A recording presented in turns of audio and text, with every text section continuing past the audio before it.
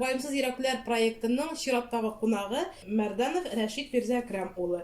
Рәшит абый, сезнең өчен бәхет ул нәрсә?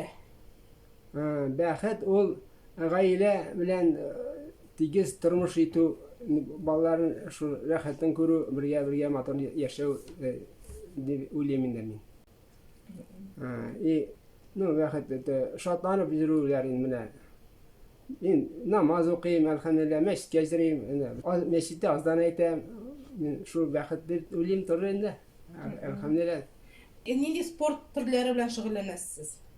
Элегрәк шул заниматься төрле көрәш белән, шашки, шахмат, штанга, гир белән, лыжа белән, легкоатлетика белән җырдык инде. Төрле спортлар җырдык. Хәзер теннис уйныйбыз инде. Хәзер теннистар уйныйбыз инде соревнованиеларда. Иң яратканы кайсысы?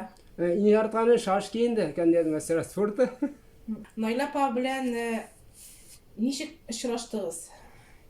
Алар бугада очраштык инде. Эштә танышты инде, шу эштә общежитиедән булгандыр инде ул. Общежитие түгел, эштән кайтканда ничектер аның подругасы эштән кайтты инде. Шунда бергә кайттык инде, сөйләшеп киттек.